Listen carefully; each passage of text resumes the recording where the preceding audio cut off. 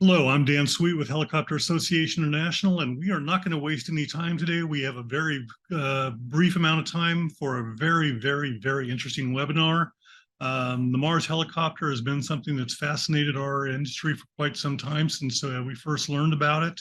Ingenuity made its first flight on April 29th, 2021. It was only scheduled to do 5 flights and has just completed its 66th flight. So it's doing really well.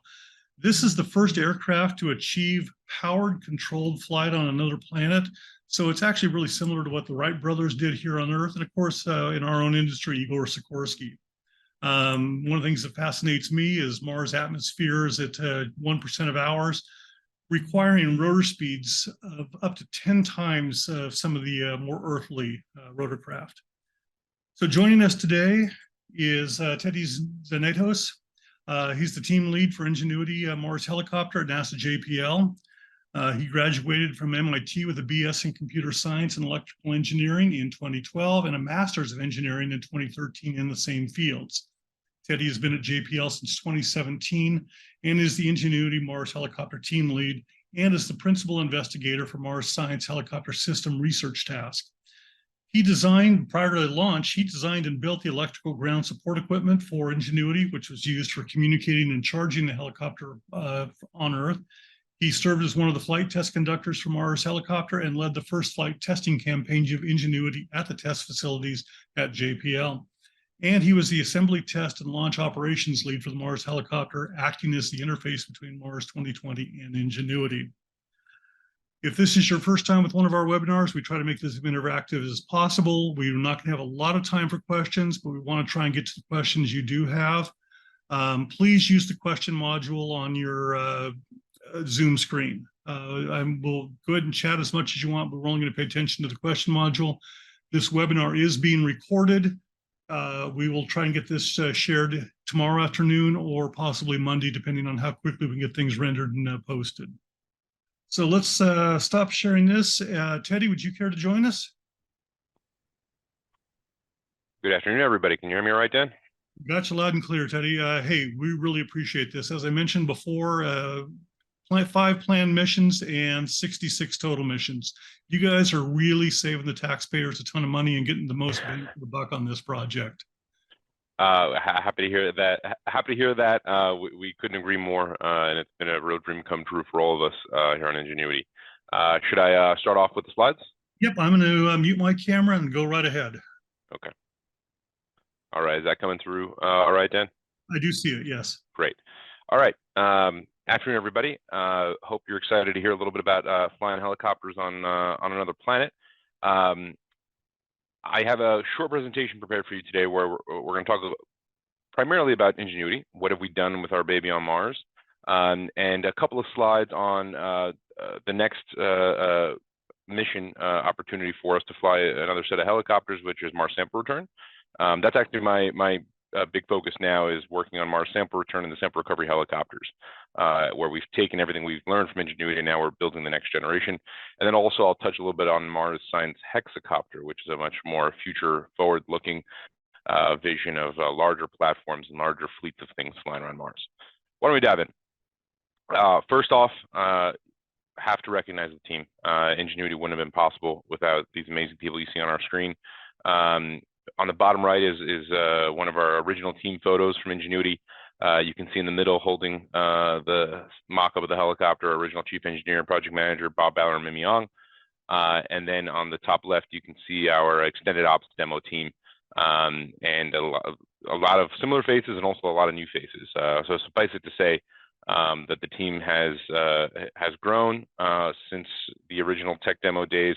Obviously, the photos don't show that, but in terms of operations, we went from a small, little scrappy, 5-flight, 1-month ops team to now a healthy 2.5 years, more of a marathon operations team as opposed to a sprint operations team. So couldn't be prouder of these people. So what is Ingenuity Mars helicopter?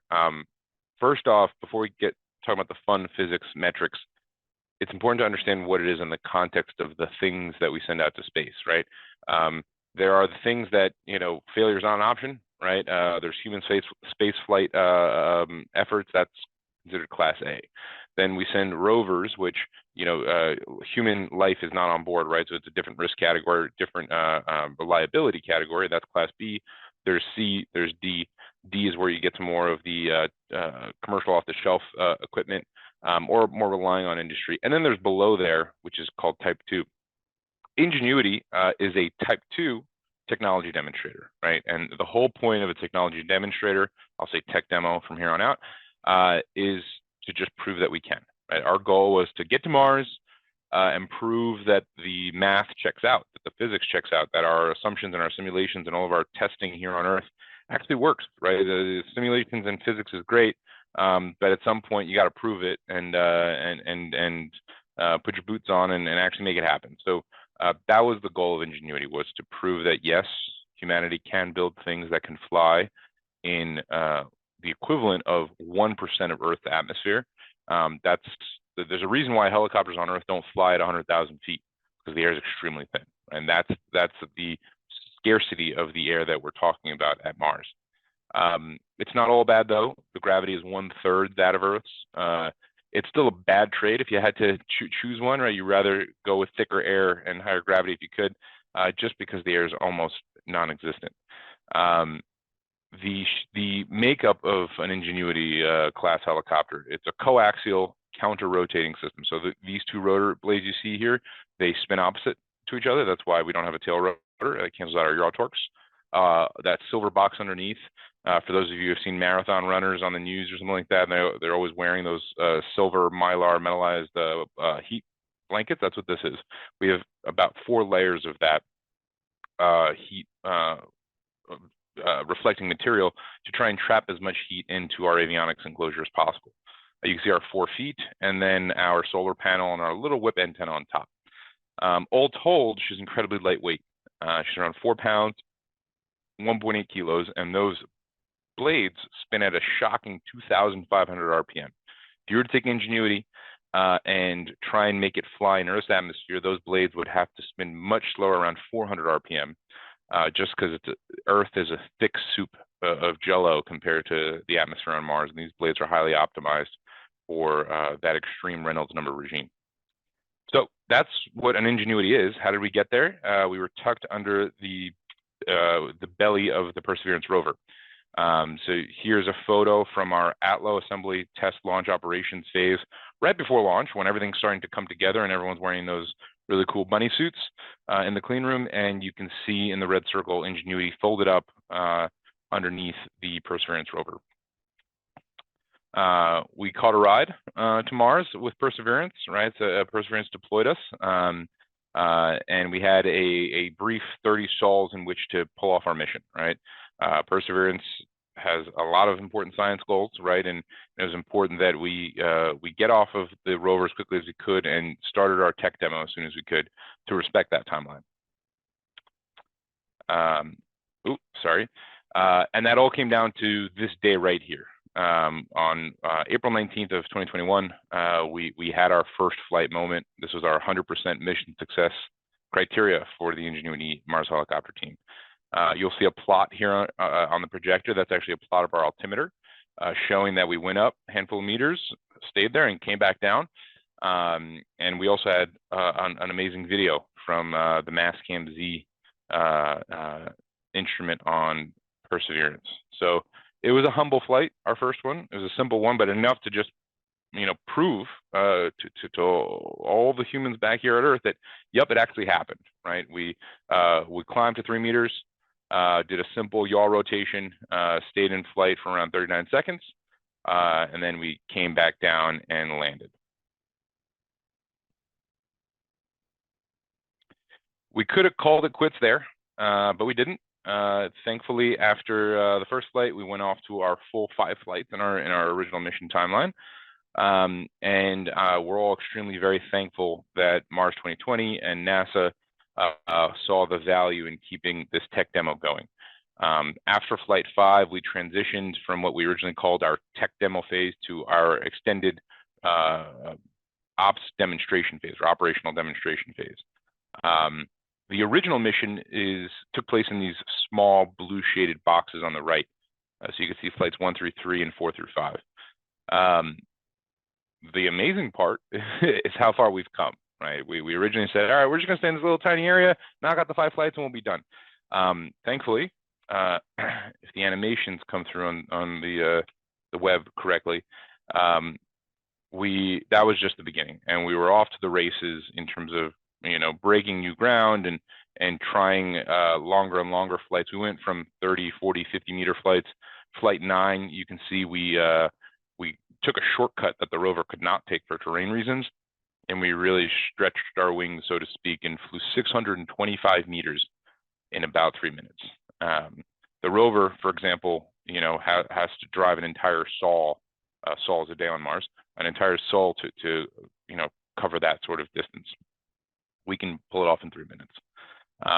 We did some interesting scouting around the yellow circles, raised ridges in flight 10, South Sita in flight 12, and you'll see some of the interesting data products there. We explored that, and then the rover team said, hey, you know what, we want to turn back around and go all the way around in a counterclockwise path here to get around this rough area to get to the river delta, right? So the northwest part of this map is the Jezero Crater's river delta. The reason Mars 2020 landed here in the first place is trying to answer some important questions. Might there be signs of extant life on the surface of Mars here? River deltas on Earth tend to be very fertile places for life, a lot of nutrients, a lot of minerals, a lot of life at deltas here on Earth. So the argument was, hey, the scientists wanted to go to river delta on Mars because maybe the same applies, right? That's why we landed in this place to begin with. But to get from where they were in South Sita all the way to the river delta, they had to do this big counterclockwise white trace path here. And again, the helicopter team said, hey, you know what? We're not going to do that. We're going to take a shortcut. Not only because we could, but because trying to keep up with the rover when she's flooring it is a challenge for the helicopter. So it was a win-win where we could prove even more capability out of this little helicopter and try and fly further than we ever had in the past. We actually hit 704 meters in a single flight. That was flight 25, and a great surprise for the team. And then we started to climb up the delta. And you can see all these little tiny staccato flights at the base of or at the entrance of the delta climb, and then we started expanding past and made it all. This map stops at 51. We've gone to 66, but as you can imagine, keeping up with the animations in PowerPoint is a challenge. It's a good problem to have. Another thing I want to point out is this red circle area. Let me go back. This red circle area is called Three Forks. As a contingency in the event of an issue in the future, the Mars 2020 Perseverance rover deployed 10 hermetically sealed, beautiful sample tubes on the surface, right? So all along the path here, this white path, Perseverance was collecting samples to try and answer some of those science questions. And 10 of those tubes were deployed in that red circle in the area called Three Forks. We'll come back to that later about the significance, but that is the backup cache. This is our future here, right? So Ingenuity made it up to an area called Jarabi Point, and we're moving west now towards Bright Angel. We don't have too much time today, but we've been through an entire Mars year. We've survived a Martian winter. We're going into our second Mars winter, right? So there's challenges ahead of us in doing all that. I noticed that there were some questions about degradation or aging of components. We can come back to that at the end. Happy to say the baby's very healthy. The main thing that we're looking at very closely from a consumables or degradation standpoint is really just our solar panel. Our actuators are healthy, our electronics are healthy, rotor system blades, everything's looking green. Our solar panel over almost 1,000 stalls here on Mars. We're 950 something now. I need to double check that as of last count. The solar panel, we've seen about a 30% drop in output. Part of that is very fine dust accumulation, electrostatically being held to the glass cover glass. That's hard to shake off. It's very fine dust. Part of that could be just aging, cracking of cells that just normally occurs with solar panels anyway. We can't say for certain, but the good news is that we still have more than enough energy to keep flying, and the team has become very adept at planning around those evolving constraints and still being able to pull off fantastic flights and capture great images for the technology team, for the engineering team, for the science team, you name it. So in summary here, Ingenuity's done a lot. We've made it through our tech demo and our South Sea campaigns. We're up at the River Delta now. We've hit 66 flights, 118 minutes. We're all just shy of 2 hours of accumulated flight time. We've passed 9 miles. We've hit up to 10 meters a second, which is quite the feather in our cap here. 10 meters doesn't sound fast, but when you have a helicopter about this big zipping past over your head at 10 meters in a single second, it's actually blisteringly fast. And we've pushed our altimetry ceiling. We have a laser altimeter, and we've gone up to around 24 meters and still have had successful operation. Here's just some highlights of what you can do with helicopters at Mars that are difficult from a timeline or operational perspective to do with other assets like rovers or orbiters, right? Aircraft really nicely bridge that gap between the two. And what you can do is stereo for motion. You fly around an area and you know where your position is, and you take images of that area, and you can stitch those images together and form disparity maps or these three-dimensional animations of what's out there, which is a phenomenal tool and could be a phenomenal tool again for the future for scientists to quickly assess regions, right? If you have fleets of drones flying around on Mars, you say, hey, send all 100 out in a radial direction and then send us back down the three-dimensional maps. We'll then decide where to invest our time and resources with the complicated, science instruments and rovers of the future. This is an example of the state-of-the-art orbital imagery and resolution that you can get with the orbiters at Mars. And then if you project the helicopter's airborne imagery onto that same surface, you can really see the quality jump out at you in terms of the resolution and the detail that we can provide to mission planners, scientists, etc. And there's also been some really interesting photography that we've done of our EDL debris on the surface of Mars. So what you're looking at is the final bit of, or part of the final bits of our EDL system. There's a back cone and a parachute. And after it deployed the sky crane, which is a wonderful miracle of engineering that you should all Google offline or immediately after this presentation, this is what delivers the sky crane and the rover into a certain velocity profile. And we couldn't give up the opportunity to take images of it. There's also some engineering benefit to understanding how much charring there was on this debris, which may feed into future changes and advancements of how much mass do we invest in this component, right? Can we lightweight it because it's not as charred as we thought it would be, things like that.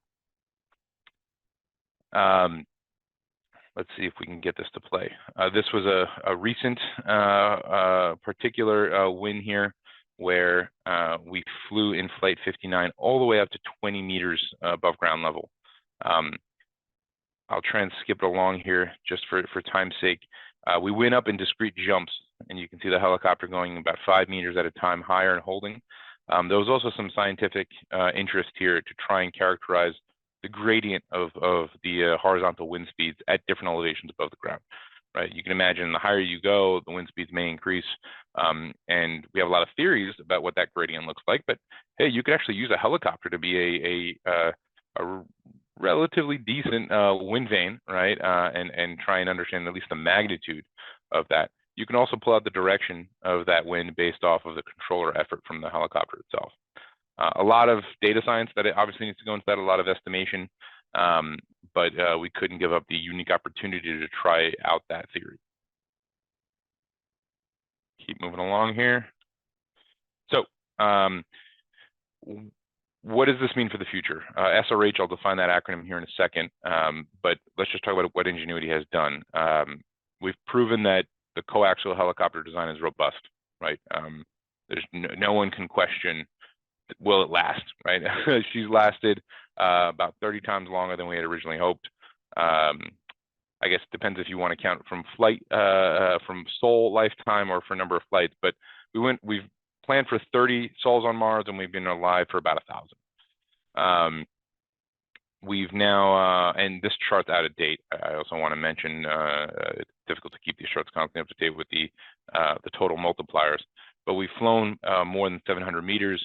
1 kilometer is probably within the capability of Ingenuity. We just haven't done it yet. We've proven that humans on the ground can plan and execute flights up to like a 3 sol per flight cadence, and that the architecture enables resiliency and adaptability. For those of you who have Samsung or Galaxy style phones that had a Qualcomm Snapdragon 801 processor chip inside of it back in 2015, if you had a Samsung S5, for example, we have that same chip, the Snapdragon 801 on board, and it's a powerhouse of capability when you stack it up and compare it to the almost 20 or 30-year-old architecture of avionics on board the rovers, for example, right, which have Rad 750s. Those are old PowerPC-based designs. So this is a supercomputer in comparison to those. That means you can leverage a multi-core compute, right? You can leverage, there's GPUs on there. There are high-performance microcontrollers. So you can do a lot more from an autonomy perspective, but also you have the ability to upgrade very easily and really expand capability. You just need to, update your Python code, your C code here on the ground, send it up through the DSN, and now you have a newly functioning helicopter on the surface. For the future, next set, I'll be brief here. We're working on the next set of helicopters called the sample recovery helicopters. It's for Mars sample return. It's a multi-mission campaign here where the Mars Perseverance mission was the first part, Mars 2020, and then the second part is to get these tubes back home, right? And there's going to be a lander, the sample retrieval lander, on board of which we're planning to have 2 helicopters, which will be a backup method to get these gems here on the right-hand side. These are the sample tubes, inside of which is about 100 grams of rock, 50 grams of rock inside of there. The primary path is that the Perseverance rover will drive up to the sample retrieval lander, one at a time, hand off those tubes. And what our team is working on is the backup, scenario 2, right? So if there's an issue and Perseverance cannot deliver those tubes, then the helicopters will go fetch the 10 tubes on the ground already. I mentioned in that red circle, the 3 Forks cache. That's what our challenge is. So the idea is we take Ingenuity, we add 4 wheels and an arm, and pick up some tools, pick up some tubes, excuse me. I'll breeze through these charts because I want to save some time for you all for Q&A. But that's what our team is working on for the sample recovery helicopters. Again, same idea. We start with Ingenuity and develop off of that. It's still a coaxial helicopter. We're scaling up the mass, and these charts are actually a little bit out of date in terms of the engineering deltas. But I want you to all be aware of what's coming down the pike. We'll keep moving. Here's just a fun video. I'm not sure if this audio will transfer over the Zoom or not.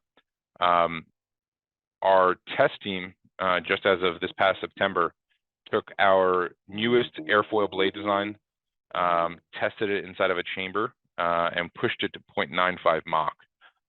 So expanded the state of the art for this low Reynolds number regime and how far into stall you can push one of these rotor systems and still produce lift. We'll keep moving.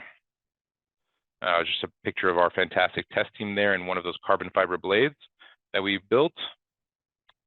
And I think there's time enough for just one quick video here I'll play. This is an even further looking future concept called Mars Science Hexacopter. This aircraft is the size of a truck, the size of the 2020 rover itself. The idea is that in the future, instead of tech demo little add-on, this would be the thing we send on the rocket, right? In order to enable access to areas that rovers can't get to, right? This aircraft is supposed to be around 35 kilos.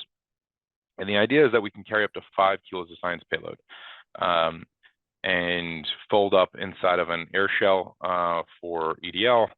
I'll play this video and just so you all can understand the dream here of fleets of this sort of aircraft flying around on Mars.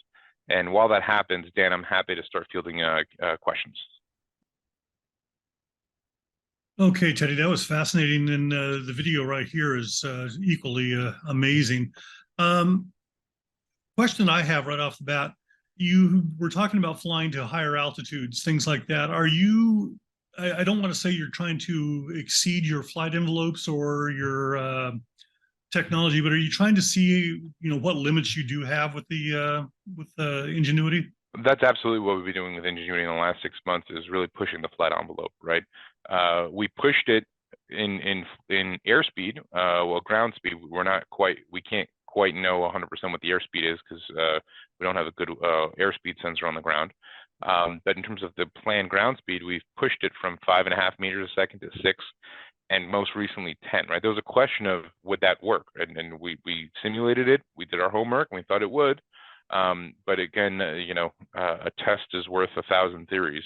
And we were able to now cash that in for the future. So it's airspeed, it's controllability, pushing the ceiling again from 5 meters AGL to 10, 15, up to 20, 24 meters AGL. It's all about pushing those limits. Each one of those has risks, right? But we're also 2.5 years into a tech demo mission where it's justified to accept some risk to push the envelope that much further, right? And that's the magic sauce there, is how do you carefully navigate that balance of take on a little more risk, prove a little more capability, and trying to squeeze as much of that out as we can. Alvin is asking, when climbing to altitude to check the wind gradient, did it or could it check the air density gradient?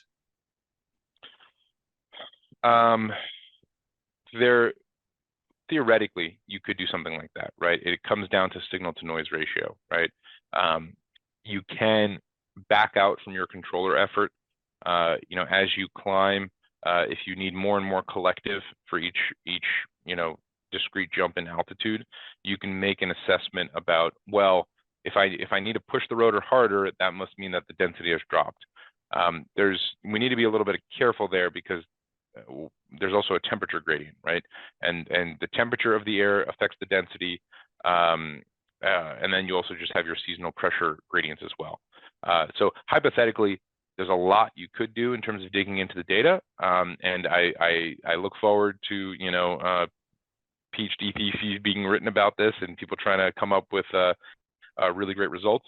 But it's all still fresh, and it's going to require interested scientists to dig into it. We've got a couple of questions from Alistair.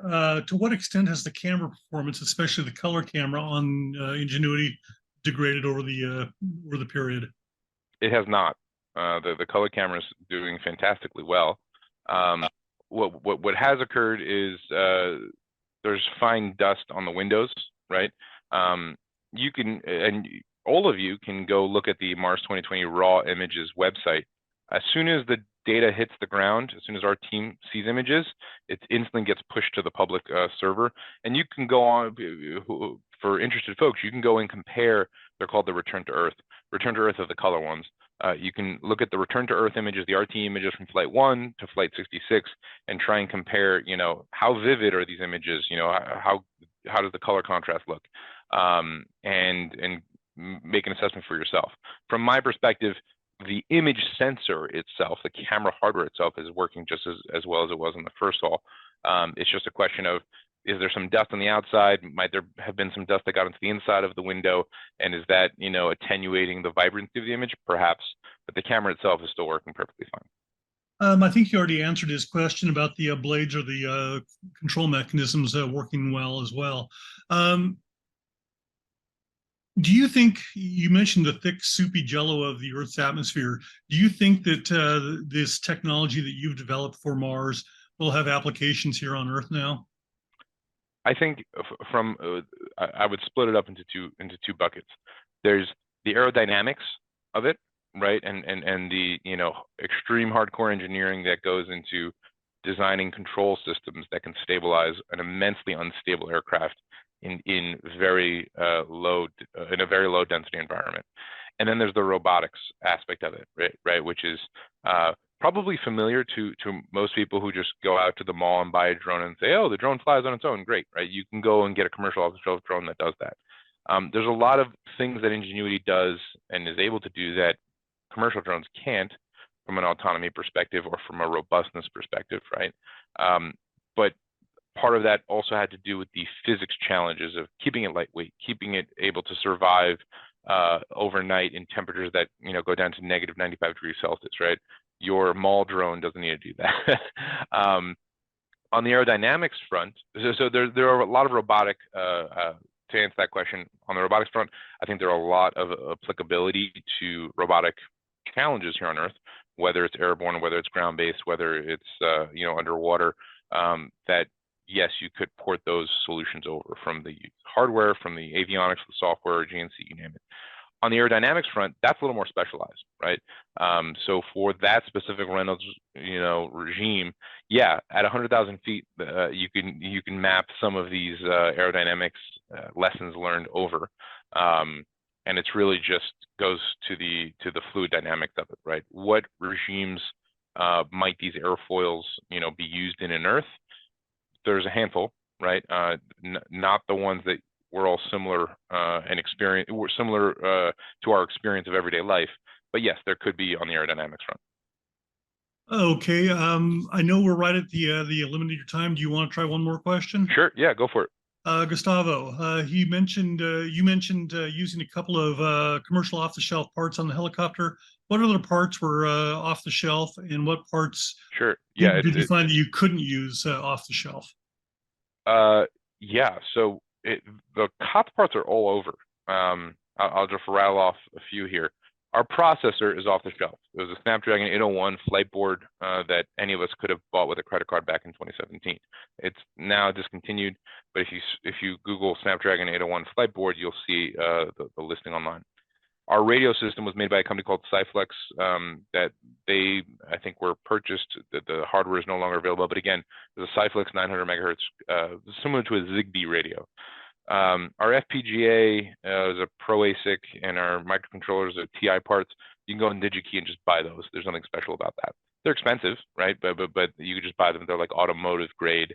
The FPGA, I think, is the one part of our design which was pre-engineered. It's marketed as I wouldn't say full radiation tolerant, but radiation hardened, to give us a better chance on Mars. But again, it's COTS. Any of us can buy it with a credit card on your favorite distributor. Our batteries were just off-the-shelf lithium-ion 18650 batteries. Our solar panel cells were not special built for us. They were commercial, off-the-shelf from solar cell manufacturers. The real custom stuff comes down to the hardware of the mechanisms in the aircraft, right? The blades were custom made from our partners at AeroVironment. They really made most of the externals. When you look at Ingenuity, you look from the outside, you see blades, structure, and legs, and a solar panel substrate, right? They make all the carbon fiber and all the composites. All that stuff is custom.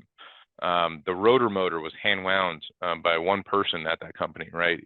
Because he was trying to get the highest packing efficiency that you can't get from off the shelf. The servos, we took COTS servo mechanisms, but then we also re-engineered them to be for our purpose, for our needs rather, with our Swashblade. So a lot of the electronics and avionics, a lot of that was COTS. The aircraft components were really custom. Well, Teddy, I offer our deepest congratulations on behalf of HAI and the rotorcraft industry on the efforts you guys have made, the work you've accomplished, and this is unbelievable, literally out of this world achievements that you guys have accomplished. Thank you very much. It was a pleasure. It was a pleasure being here. Thank you for inviting me. Yeah. Have a good day. Thank you. Let's see, Teddy, if we can get you to stop sharing. There we go. Okay. I don't know about you, but that was probably my favorite webinar we've done over the last 3 years now. I think I could follow those updates literally all day long. I'm just trying to get my screen prepared to share here again, just to kind of wrap things up. Unfortunately, we didn't have a lot of time with Teddy, so we're just trying to make do with what we can. And here we go. We try to do these webinars twice a month right now. The schedule could be changing here soon. The webinar we have coming up 1st of December, the early one in December, is going to be cultivating the safety culture from Baldwin Safety. These guys are great about trying to help develop a strong safety culture within your organization. It should be something that we'll really enjoy as well. 2024, we're looking at a variety of topics. Right now, some of the ones I'm working on are trying to plan for heliports and vertiports, what it takes to develop something that's safe and ready to go, especially as advanced air mobility technology moves forward. Looking at some accident investigation webinars, and hopefully just found out about this one, preventing auto rotation mishaps, something that I'm looking forward to as well. If you would like more information, HAI loves to share information, and a couple ways we do that is through our daily Rotor Daily news aggregator. It's an email that comes directly to you. We search Google on all things helicopter, all things vertical flight, all things rotorcraft, so that you don't have to. We'll send it directly to your inbox. It saves you a ton of time.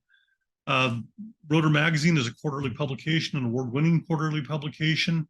Has some great, longer, in-depth stories that we can't always get in Rotor Daily. And both of those are free. The only charge we have is for the magazine. If you're outside the United States, we do have a small nominal fee for postage. Easiest way to subscribe to those is go to rotor.org/subscribe, and we'll get you signed up for those. HAI is a membership organization. Our webinars are designed for everybody to enjoy. So we want to know what you liked about the webinar and what more we could do, maybe some other topic ideas for the webinar. We'll try to get a questionnaire out to you shortly. Jim Viola, the president of HAI, is always interested to know what you think about how the organization is doing for the industry. So please let Jim know. Send him an email at president@rotor.org with your challenges, with your congratulations, with your questions, any comments you have on how the organization's doing, what more we could be doing, what we've done too much of. You know, if you want us to back away from something, I'm not sure. We are obviously here to serve our members. That does wrap things up for us for this week. That does conclude the webinar. I know it was fast, it was brief, but I felt it was just packed with information. Really do appreciate Teddy's time and coming on to tell us and give us updates on literally what could be changing in our industry here, you know, in the next decade. I just feel like it's got so much potential for here on Earth. So until next time, we ask that you fly safe, you be safe. If you're here in the United States, we're going to be celebrating Thanksgiving holiday next week, that you enjoy yourself, enjoy your family. And until then, we will see you again very, very soon.